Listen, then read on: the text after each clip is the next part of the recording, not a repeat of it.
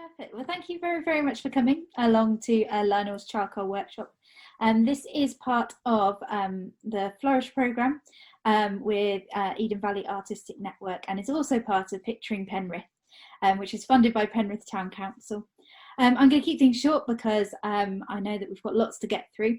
Most of you will have used Zoom before, but if you want to make sure that your mics are muted throughout the workshop, and that if you have any questions, if you want to just type them into the chat, and I'll make sure that I ask Lionel during an appropriate moment. We have got one of the videos spotlighted, so you should be able to see on your screen Lionel's kind of setup with his charcoals and things like that. And aside from that, I think I'll hand over directly to him. So Lionel, over to you. Thank you very much, Jessica. That's good of you. So what I'm going to do to start with is just explain what we're going to, what you're going to see and what you're going to hear. Can everybody hear me okay? That's the main thing. So first of all, I just want to introduce what charcoal is. And then I'm going to show you some materials. Here they are laid out. I'm not going to use all these materials tonight, just one or two really. And then I'm going to launch into the first demonstration, which is going to be a drawing of a teacup. And there's my teacup with the tea in it. I think it's probably gone cold by now, but I won't be drinking it. And the idea of that is to draw the solidness of that teacup, the three-dimensional form, using the shadows. And then we'll have some time for questions, and then we'll launch into the second demonstration, which is going to be a drawing based on this old black and white photograph of Penrith Town Centre in the clock tower. And then I'm going to do another demonstration of a landscape, and that's going to be really just from my memory and imagination, just a bit of fun with some bigger pieces of charcoal like this one here, big lumps like that. And then finally, I'm going to demonstrate working from another artist's piece of work, this one by William Turner of a Lake District scene, which I know very well. And that will be the end of the demonstrations, and there'll be time for questions at the end of that. So let's get started. Teacup, yeah, I'll move this out of the way first. And materials. I'm just going to quickly run through the materials that I've got laid out here. Charcoal is a natural material which you get from burning wood, as everybody knows. And this tin here has some twigs in it that have been burnt on a bonfire with a tin lid.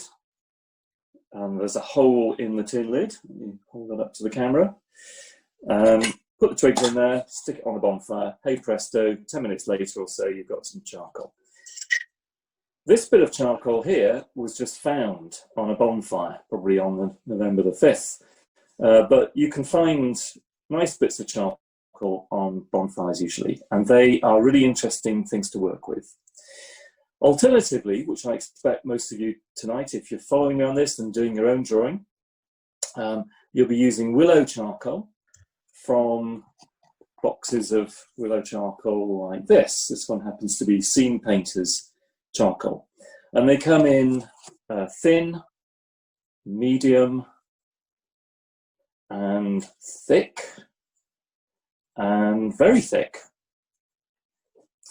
So choose what you like, but the thin ones break very easily. The medium ones are probably best for starting with, and the chunky ones are great for doing broad gestural sweeps like in my third demonstration this evening. Okay, and just to expand the range of charcoal, there is something called compressed charcoal. And this one by Derwent, made in the Lake District, is reconstituted charcoal. And it's much blacker, much more dense, but it doesn't move around the paper so easily. And it's great for really dark shadows, but I'm going to demonstrate that later on.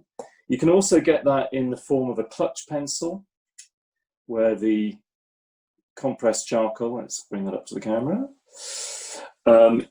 is put in the end there. And that means that you don't have to get your hands dirty. Now I've also got some new charcoal here, which I haven't really used before, called Nitram. It's quite expensive, very high quality charcoal. It's got a square section, and you can put it in a special holder. So you've got the charcoal at the end there, and again, that keeps your hand clean. Okay.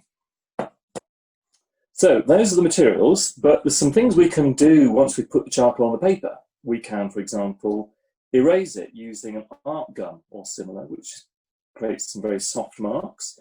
Or we can erase it with a sharper piece of plastic eraser to make white lines or to create detail. So not only is charcoal about putting black marks on white paper, but it's also about creating white marks by removing the charcoal.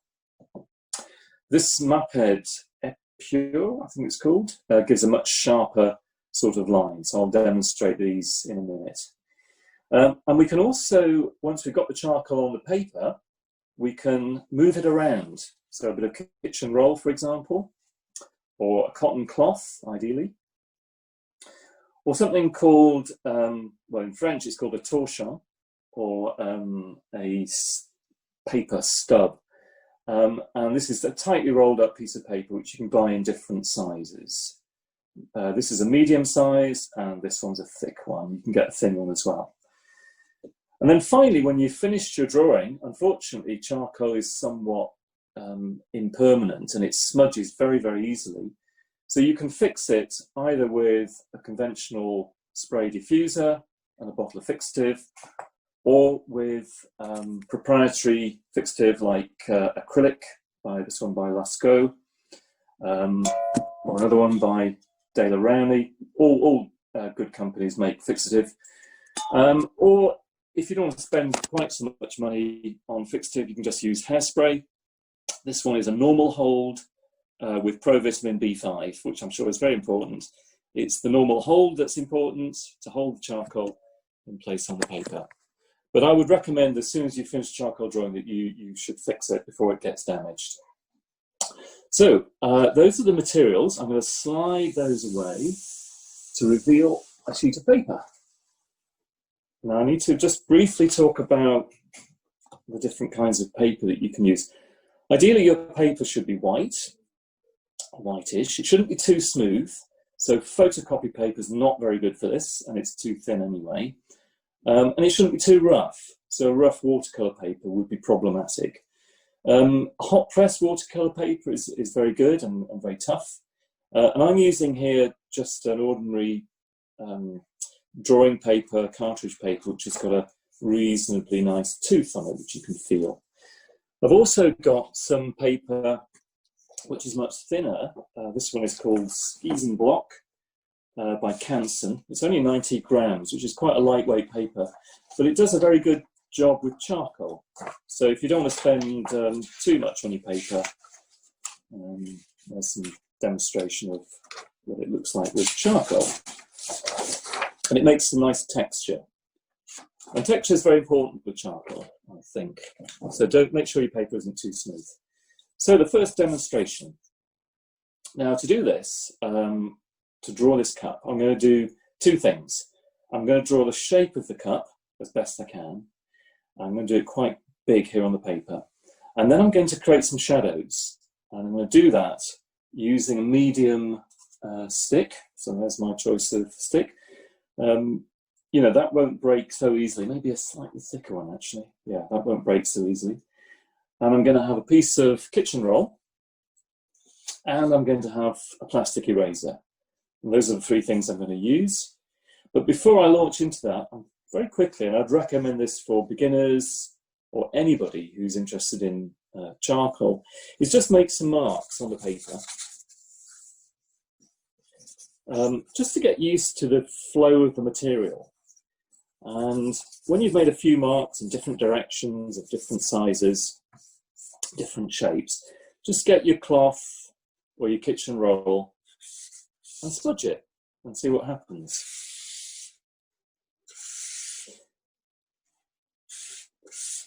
And you see from that the mark immediately gets lighter in tone and it gets smeared across the paper, a bit like paint.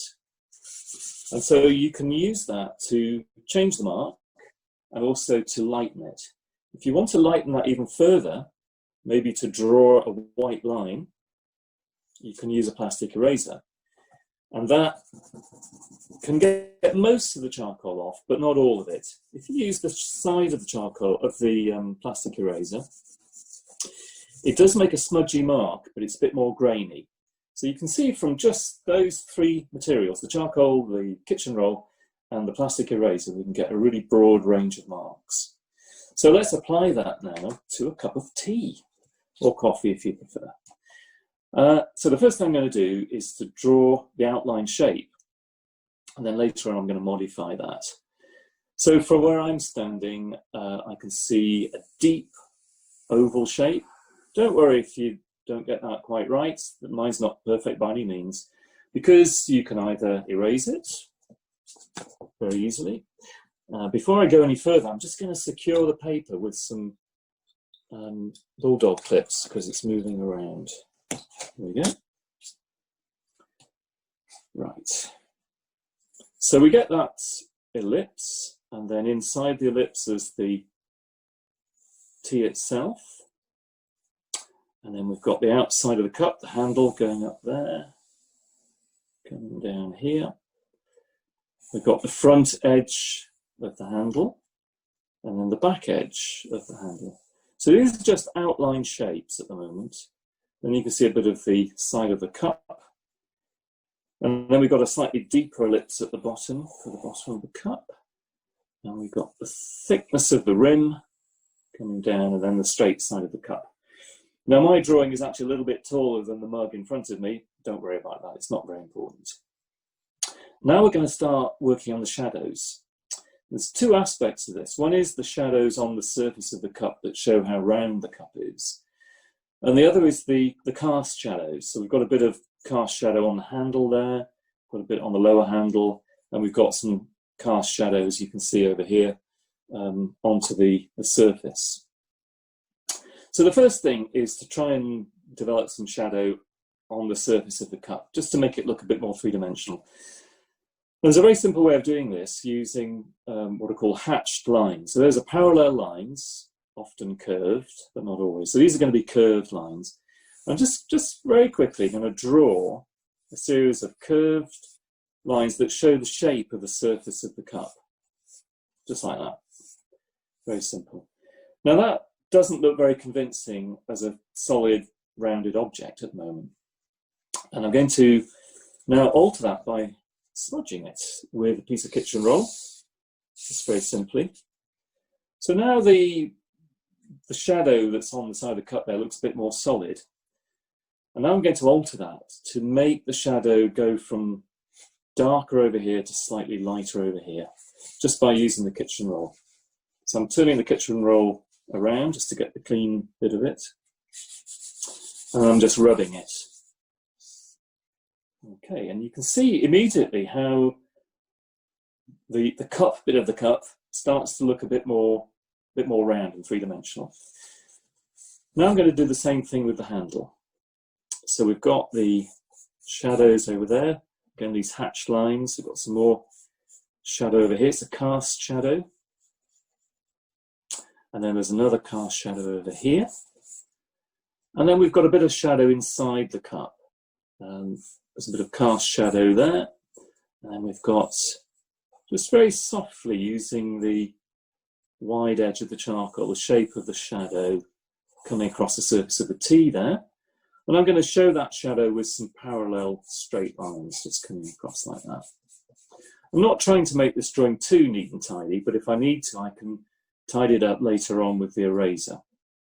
I'm just going to emphasize the edge of the cup there a bit, which I can see the inner rim of the cup. Okay, and then there's a little bit of shadow over here. I'm going to just press a little bit more lightly with charcoal. Again, these parallel lines. Okay. And now I'm going to get a cloth just to show a bit of variety here. So the cloth is very good for both smudging and removing the charcoal. So it does two things. It makes the mark smoother and it removes the charcoal. So it won't look quite so dark when I finish this. There we go. I'm going to use a clean bit of the cloth here, or you can use the kitchen roll as you wish. And then I'm going to just smooth that around there. But don't overwork it. Just do as little as you can get away with, just to make that smooth transition from slightly darker to white. And then I'm going to do the shadows on the handle and the back side of the handle. All the time I'm looking at the subject and just trying to match it up. Now you may find that at this stage the shadows have got a little bit too pale and you might want to darken them, so that's a good opportunity to put some more of those hatching lines on. The hatching lines in this drawing are just following the shape of the handle. Okay. Now before I smudge those, I'm also going to draw the shadow, the cast shadow, onto the table. And I like to think of the direction of the light pushing that shadow across the table.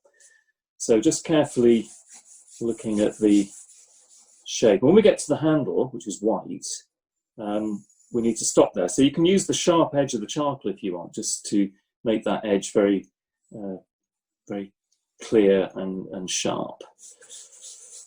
So the shadow continues on around there, and I'm using the broad edge of this medium-sized stick of charcoal. If you wanted to use a very wide piece of charcoal, I've got some seam painter's charcoal here, it's a bit thicker.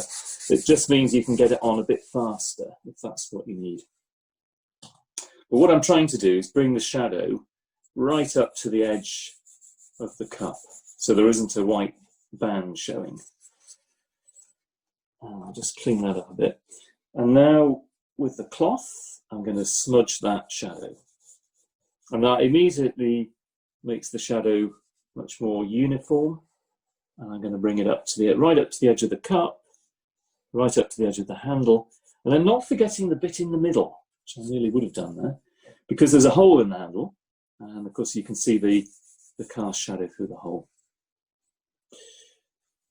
So again with the cloth or with the kitchen roll, whichever you want, just to smudge it. Now that shadow should be about the same tone as this shadow over here. It's a mid-tone.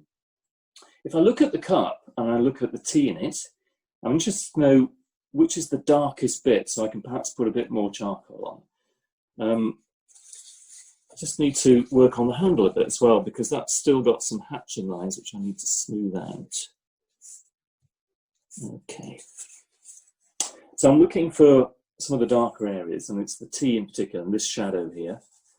I'm just putting a bit more charcoal on with the medium-sized stick. And I can get quite an accurate edge to that if I want to. So the edge of the tea where it meets the cup just comes around here, and I can't see where it goes after that because the rim of the cup starts to come around like that.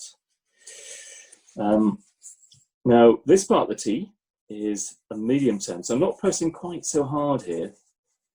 I'm just going to gently smudge that in the crosswise direction. So you see what happens, the kitchen roll, the cloth just spreads the charcoal around, and the tooth of the paper has a bit of texture to it. And if I want to, I can just very gently with that piece of paper, not pressing too hard, just lighten up the charcoal. So I'm using the paper and the cloth to lift the charcoal and to smudge it at the same time, and that creates these areas of tone. Now the edge of the shadow's got a bit of a harsh line at the moment, so I'm going to just soften that with the kitchen roll. And that should look a bit more like a shadow then. And then final thing, and then this demonstration will be over, I'm going to lighten up and sharpen the rim. So if I use the kitchen roll just to blend the shadow a bit, and perhaps blend the shadow on the edge of the cup there a bit, I can then go in with the eraser, and because it's a good quality eraser, blowing away the excess, I can get a white line, pretty much a white line. And you can sharpen up the edges as you wish to do that, so that the rim of the cup looks a bit more convincing. It's got a nice sharp edge. And again, you can do that on the shadow there. You can see this very sharp shadow. So just sharpen that up with the eraser, and again there. Now, if you take your time over this, you can get a very accurate drawing. But I'm quite interested in charcoal for its gestural qualities, for its sense of movement and suggestion. That's my interest in charcoal. Just one little thing, I've noticed that the colour of the tone of the work surface is actually slightly darker than the cup. So I'm going to put a little bit of charcoal on, just very gently put a bit of charcoal on there. And then gently smudge it with the kitchen roll. And what that does, it creates a contrast between the white of the cup and the surface of the desktop. And if you wish, you can use the eraser, to make some marks in that surface, anything you like, really. And if it's a good quality paper, you can remove the charcoal, put it back on again, and remove it again as quite a few times. And there we have a cup, ready to drink. Just grab the handle. Very good. Okay, Jessica, over to you. Hello. Okay, we have a few questions. So, Rika asks, can we make charcoal at home? Sorry, could you say that again, please? Sure. Rika asks, can we make charcoal at home? Yes, you can, Rika. Yeah, good question. This is one that I showed you earlier. It's a tin with a tin lid, so it doesn't burn. So, syrup tin. And you put a hole in the top. Can you see there's a little hole punched in the top? That's to let the smoke out. And if you're having a barbecue, you can just stick that on the barbecue, or if you're having a bonfire in the garden, just stick it on. To be honest with you, I can't remember how long I stuck it in for, but you probably should be in for 20 minutes, half an hour. You'll see smoke coming out the hole. Oh, by the way, you need to put twigs in there. That would be helpful. And you can experiment with different kinds of wood. So stick some twigs in there and see how long it takes for the twigs to turn into charcoal. You'll see the smoke coming out eventually. And when the smoke stops coming out that hole, I believe that's when it's ready. So there you go. Fabulous. What would you recommend as the best fixative for charcoal? Yeah, it's an interesting question because I've always found the spray fixative, this Dale Rowney, for example, here, or any of the major manufacturers, it's rather expensive and it doesn't last very long because you do need to put quite a lot of fixative on if you've got some very dark areas. You'll need to spray it perhaps more than once. And so when I was an art student, we used to use hairspray, and that's an awful lot cheaper. Now, the hairspray is designed to hold hair in place, and the ingredients in it are a kind of varnish. So that does work. The only thing is that when I look at all the drawings I made when I was a student, they all smell of this particular hairspray, which is it's okay. So if you get an odourless hairspray, ideally, that would work.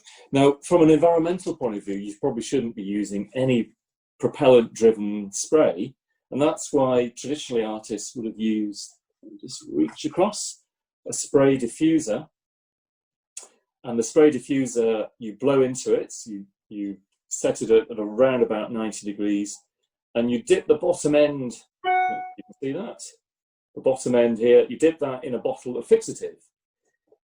Fixative is essentially a varnish. You can even make your own fixative, but it's essentially a kind of varnish, which, as I say, fixes the drawing, holds all those particles in place in the paper and is transparent and doesn't yellow with age. Those are really important things. And nor does it have any acid in it that could damage the paper. And what you do with this is you blow through that section and it lifts the fixative out the bottom and sprays it onto the paper. Now, when I was a student at school, we all fixed our drawings that way. So that's a lot cheaper, but it takes a bit of a puff from your lungs to do that, especially if it's a big drawing. Okay.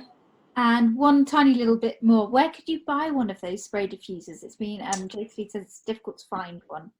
Well, I buy almost all my materials online. So any of the big art shops like Great Art, Atlantis, Jackson's in London. I mean, all the big art shops now are online. Ken Bromley, that's another one. And just look for spray fixative and spray diffuser. So the device there is a diffuser, and the fixative comes in a bottle.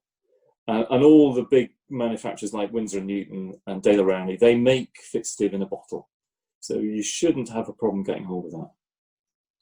Fabulous. Okay, we are ready for the next demonstration. Thank you, Jessica. I shall now change paper. So you have to imagine that I've just fixed this. So what, you don't have to imagine, I'll just do it. And what you might notice is that it goes slightly darker when it's fixed. Oh, that's a strong smell. Oof. Yes, I can even taste that. I'm not so sure whether that hairspray is doing my health any good. That will dry in a few minutes, and that should be fixed. If it's not fixed, just test it with your finger. Just rub it a little bit. And if that isn't fixed, give it another spray, particularly on the darker areas. Okay, now I'm going to do a drawing from this black and white photograph of Penrith. There's the clock tower in the centre of Penrith. And what I want to show you in this is how, by using charcoal a bit more carefully, we can get quite sharp edges and we can draw quite a lot of detail. I'm not interested in this demonstration in putting too much detail, and I'd rather suggest the detail than describe it like a photograph. So this hopefully won't look like a photograph at the end. That's not my aim. And if you're following me on this, if any of you are copying the demonstration, I hope you can see the drawing. I'm going to just prop it up a bit. Or you can work, of course, from your own drawing. Right. I think I need a cup of tea or maybe a cup of water. That hairspray was quite unpleasant. Okay, materials. So the first thing I'm going to do is use some fairly thin charcoal because I'm drawing some lines. And I need to work out what are the main lines I want to draw. I don't want to draw all the lines and all the detail, just a few. And obviously the clock tower is an important shape, and I'm going to arrange that roughly on the golden section. Unlike the photograph, I'm not going to put it in the middle. I'm just putting it to one side because that's what I want to do. And then I'm going to draw that angle. Trying my best to ignore details. Just draw the side of the structure and then the pedestal.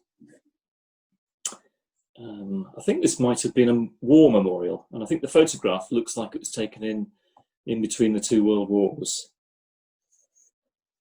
And then the bottom of it. Then maybe the clock tower. There's the triangle. So it's a series of triangles and circles, really. And there's the circle of the clock tower. You'll notice that I'm holding the stick not at the end like a writing pencil, but up the handle a bit, more like a paintbrush. And that actually gives me a bit more control over the shapes. I think that circle is a little bit on the big side, so I'll just redraw that. There we go. Now, the important thing is to realise that you've got a series of lights and darks here. So the shadow side, the light side, the shadow from these buildings. And all that shadow can be drawn almost as one area of tone. That's what I'm going to try and do. And then when I've established that, these big areas of tone, I'm going to draw the details on top, rather than drawing all the details now. So the important thing is to know where shadows begin and end. So we've got a shadow coming across here for that building, then a shadow for the roof and the chimney. I'm not too fussed about getting this perfectly accurate, just so long as it makes an interesting drawing and you've enjoyed the process. So I'm sort of judging the angles here, but not worrying too much if I've got them right or wrong. There is no right and wrong, I don't think, anyway. There's whether the drawing pleases you or not. And there's the chimney. So I'm not drawing the details of the chimney pots, just the big block shape of that chimney. And as we saw from the previous demonstration, we can do a lot with smudging. Okay. And then the line of the street coming down here, and the shadow from that awning coming down. Okay, and then I'm moving across back to the clock tower. Let's draw that side of the clock tower. Just using my little finger there to stabilise the the drawing if you want. And I'm not worrying about it smudging. That can all be sorted out later on. And then the base, which widens a bit, coming down, ignoring all the little details, including the people at this stage. In fact, at this stage, I think it might be a good idea to move to a slightly bigger piece of charcoal, just to get these big shadow shapes blocked in, coming right across there. Looks like a bank on the corner. Yeah, it says bank. I think I used to work in that bank once as an artist. The Newcastle Building Society. Or maybe that's on the other corner. Can't remember now. Shadow coming across. We've got a building that's quite dark here. Slightly lower than that building. That goes in there. There's a block. In fact, at this stage, I might just use the side of the charcoal just to block it in and use the cloth later on to uniform the shadow. And then we've got this big block of buildings coming up here. Quite a complex shape, really. I'm trying to simplify it. There's a roof coming down there. And then all this, I'll ignore that tower because I haven't really got enough time for demonstration, but you could imagine just very simply putting that tower in like that. And then all this is shadow. Despite all the detail, it's all in shadow. And that shadow carries on across the road. So I'm blocking that in now. I could do this as I did with the teacup in parallel lines, if you wish. That's one way of doing it. Or just use the side of the charcoal. The only slight problem with using the side of the charcoal, if there's any irregularity underneath the paper, as there must be a little bit here, it picks it up. It's making an imprint, if you like. So back to the buildings. There's the roof line, the chimney there, another chimney, and then moving to a smaller piece of charcoal because the buildings are getting smaller in the distance. And so the small piece of charcoal is good for detail. So you can see here, I'm drawing shapes with a line, and then I'm blocking those shapes in with shadow. And I'm using the thicker piece of charcoal to do the blocking in. And at this stage, I'm not too worried about the direction, as long as I get these shadows blocked in. Yeah, I've got a bit lost here. There we go. Not to worry. And there's a bit of shadow on the front of that building. Oh, I see my mistake here. Get the rubber out. Correct that mistake. That's the front of the building. There we go. Yeah, that's better. It's because I'm doing too much talking. I can't concentrate on what I'm doing. Piece of advice: don't talk whilst you're drawing. Okay. So again, going back to the clock tower, just getting that shadow in there.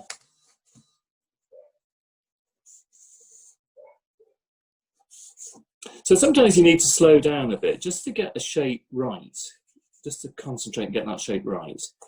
And other times you can speed up and you get nice, suggestive mark making. So a lot of what I do with charcoal is quite suggestive. In other words, I'm not always trying to get photographically accurate detail. If you go on some of the YouTube videos on how to use charcoal, you do see quite a lot where the artist is trying to mimic a photograph. And you end up with a drawing that actually does look like a photograph. I'm not, as an artist, I'm not terribly interested in that. What I want is a bit of life in the drawing. But I also want to represent something, in this case, that shadow going across the street where it meets the car. Whoops. I'm just going to secure the drawing again with the clips, just so the paper doesn't move around. Okay, where were we? Oh yes, the little car down there. So that car is a shape, and I'm just drawing the outline shape of the car rather than drawing the detail of it. Okay, and the same for this sort of group of cars here. You know, you don't have to draw them each individually. You can draw them as a whole shape, and then later on come back and do the details. There's a edge of the street. That's the entrance. Right. At this stage, I'm nearly there. Just slipping. I just need to draw the edge of the roof. chimney pots, oh, chimney stack, sorry. And there's a shadow coming down there. I don't know if you saw that, but little bits of the charcoal splintered off. So if you press too hard, it will splinter off. I think the nitram charcoal is a little bit tougher, but you do pay quite a price for that. I'm new to nitram, but I've seen some good results with it. Yeah, so blocking in, fairly rough and ready at this stage, and then going in with the kitchen roll, probably all the cloth. Right, have I done enough there? One more shadow coming down, whoops, coming down here, and just one more shadow line across there. Okay, it's always tempting to keep going, isn't it, and having more and more detail. But at this stage, I can quite carefully now, you see, if I want to get accurate edges there, I can use the eraser later on after I've done this blocking in. But the kitchen roll can be sharpened, can be taken to a point. So you can be quite accurate with the kitchen roll, perhaps more than the cloth. Okay. And again, around here. So all that does is smooth and blend. And that gets rid of speckly white bits of paper if you don't want that. Of course, you might want that, but it's up to you. I prefer to have some texture, which I get from either using this or the torchon. Let's try the torchon. See what difference that makes. So I'm using the side of the torchon here. And that has a different feel to it. It's really pushing the particles of carbon into the paper much more than the cloth is. The good thing about the torchon is you can actually, once you get a bit of charcoal on it, you can draw bits with it. So we'll come to that in a minute. So that's my basic composition. I use whatever charcoal is left on the paper just to colour in the street. In fact, I need to just get a bit of charcoal. That street does have a mid-tone colour, so I'm not pressing so hard. And there's the pavement. In with the kitchen roll, or if you want to use the rag, cotton rag, you can do it that way. Okay, so we've got some tone coming in, and you can keep adding to it. Now I'm going to work into this with the eraser. So for example, I can create the clock just by rubbing it out. And then I can redraw the outline of the clock face. I can even draw the handles of the clock. And if you're really interested in the detail, which might be important, you never know, you can do that. So you can see immediately that various architectural details start to come to life. And I would choose the size of your charcoal stick according to that level of detail. So I think this needs to be a little bit thicker for that particular detail. Now, if we look at the windows, I'm not going to draw all the windows, I'm just going to draw a few. There's 1, 2, 3, 4. These are in perspective, of course, because it's a photograph. You know, and so it can be quite loose. Over here, on this building, you've got the sunshine. Let me get a proper eraser if I can find it. Oh, it's in my hand. There we go. I can use that eraser to create quite a sharp edge to that building where the charcoal has gone over the edge. I can even blacken it up a bit just at the edge there. That's quite an effective thing to do. And then with a reasonably thick piece of charcoal, I can just block the windows in. 1, 2, 3. 1, 2, 3. And then the shop front and its big windows, taking it all the way up to the edge of the clock tower, but not going over the edge. And then if you want to make those shapes a bit more regular, you can use the thinner bit of charcoal just to do that final touch. Okay, and then you've got the windows. So that's the idea as you go along, you know, just to build up the tones. Just one last thing. Although this isn't finished, it's just to demonstrate that shop front there with the awning and the label above it, the shop name above it. You know, all these things can be suggested either directly with the charcoal or by smudging a bit with the torchon, the detail. So the torchon, or the smudge, is very good for drawing details, and you can use bits of charcoal left on it to draw paler lines, but it runs out pretty quickly. So you can see how bit by bit you can start to build up the architectural details. The great thing about charcoal is you can't really make a mistake.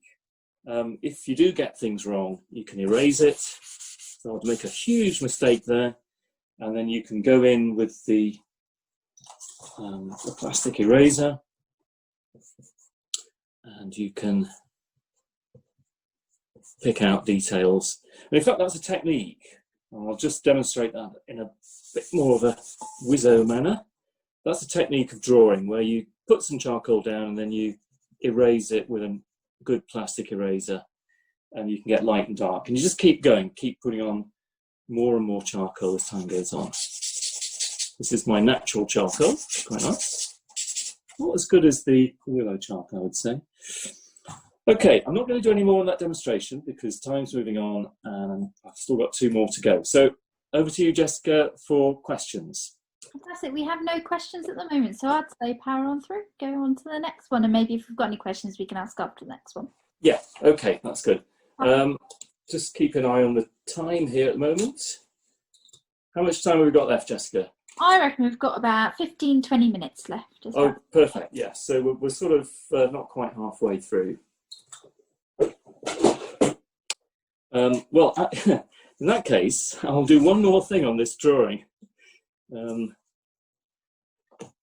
which will, I think, illustrate something important. This building in the corner here, I don't know if you can see from the photograph, is a curved corner building. It's the bank. And all I've got at the moment is a dark area of smudge. That represents the whole of that building. I'm losing my bits of charcoal. Here we go. So I'm going to redarken that because I really want this building to stand out from the street going beyond. So I've got a street going up into the distance here. And so I'm kind of re-establishing that building and some of the architectural detail, like the important bits, not all the detail. The tower there, the edges of the roof, the gutter lines. I can see a shadow line there. It might be a darker building or it might be an alleyway, I don't know. And then with a thinner bit of charcoal, you can start to put on some of the more detailed bits. So for example, there's a window there with some probably Portland stonework because it's a bank.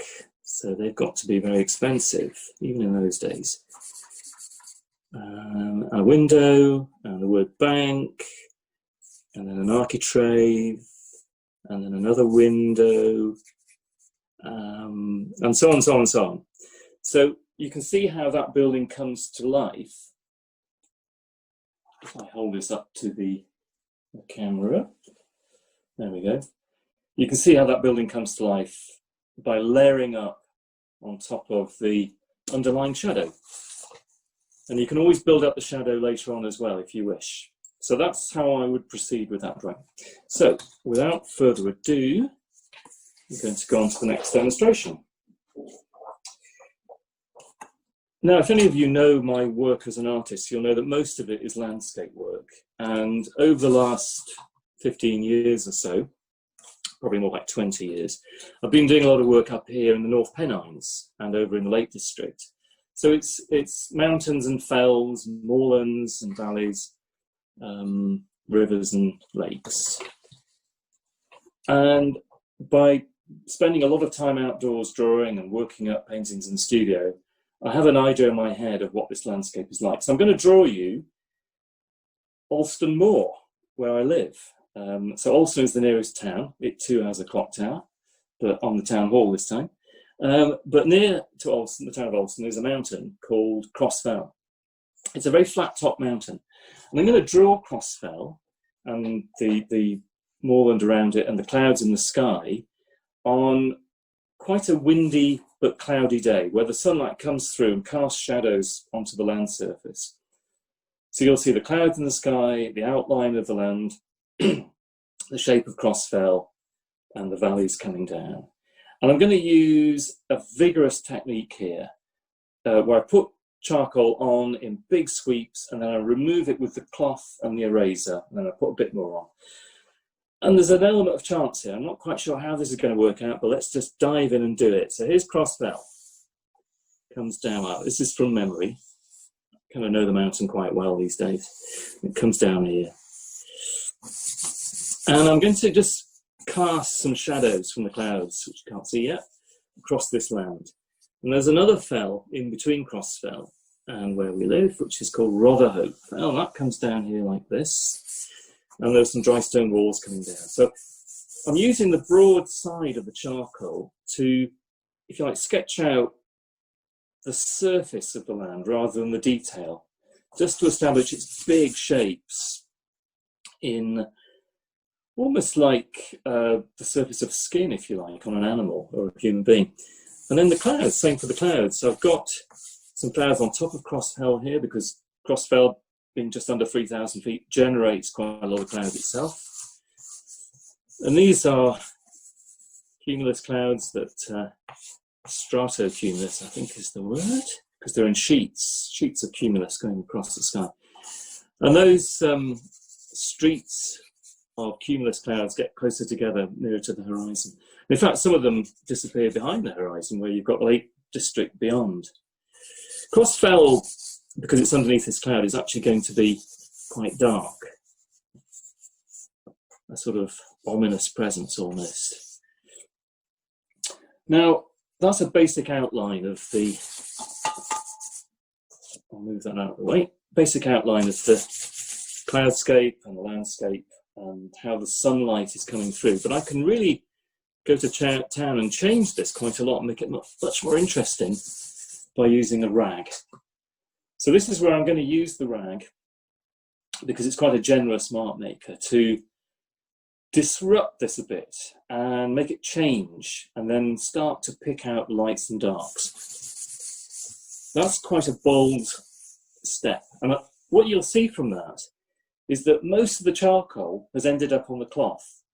So the cloth is actually quite a good eraser, but it also spreads the charcoal around. So now I've got, if you like, a grey paper. It has picked up some marks from the board underneath, unfortunately, but let's not worry about that. It's all part of the drawing. And now I'm going to go back to my chunky stick of charcoal. I'll use the Derwent one because it's slightly more flattened, because I've been using the edge of it. And I'm going to put those shadows back in again. And this time I'm going to try and work out where the patches of sunlight might be. So by working fast, but also accurately, so there's the edge of the mountain, for example, I need to slow down a little bit just to get the shape of that. And I've got the valley coming down and the cloud shadows being cast from these clouds above here. So by moving quickly, you get that energy, you get a feeling of movement. And here the charcoal is cracked slightly. So I'm just using a little bit of that broken off charcoal to create some interesting marks, get some movement and energy in there. Because if you want to suggest the clouds, unless it was a very, very still day where they just hang in the sky, then the movement of your mark maker, the movement of your charcoal is quite important in suggesting this energy in the clouds. And then we've got Rotherhope Fell over here. What I'm trying to do also is create a contrast between light and dark so that one shape stands out from another. So as I said earlier, we've got Crossfell and some shadow.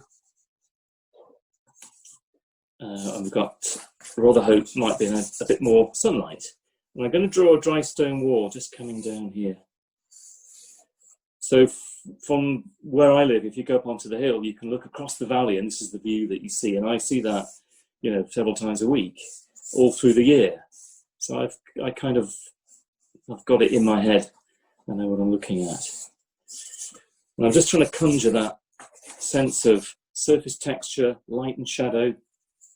And now I'm going to use the art gun, because the art gun is a soft, I'll just show that to the camera.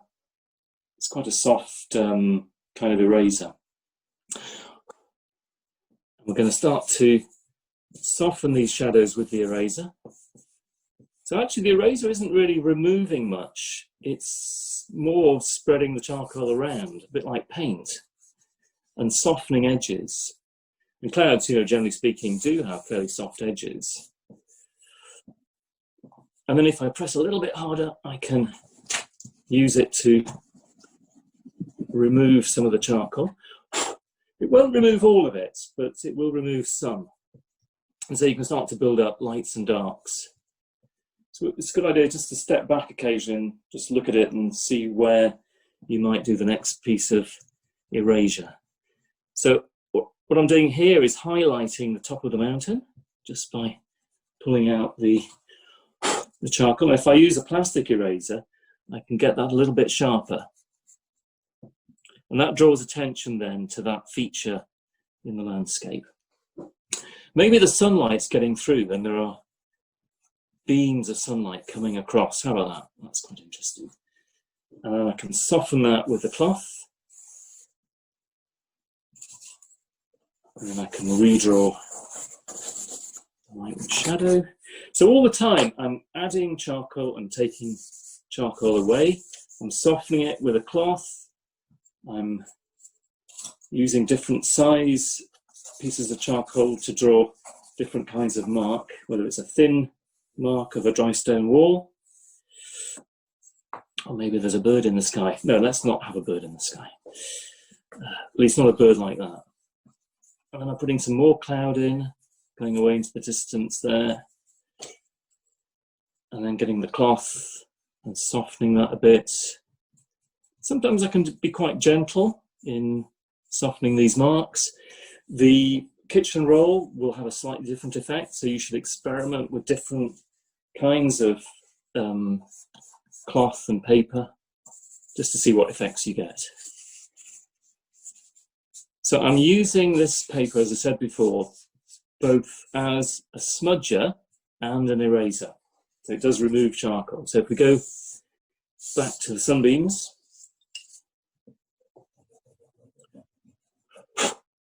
and there we go. And then just one more bit of detail. I'm using the eraser now, which has got this sharp edge, just to draw a texture on the surface. So I'm not pressing too hard, I'm not erasing it to white, but instead I'm creating a texture on the surface, and that's giving the surface a direction. And that's a very important part of any drawing, is the pattern, if you like. We can do that in the clouds as well. The pattern of the texture. So unlike a photograph, which has, well, really no texture at all, it's just little dots of pigment, a drawing can have quite definite texture. And this kind of mark can give direction and energy, a sense of movement and a sense of life. And I think that's very important.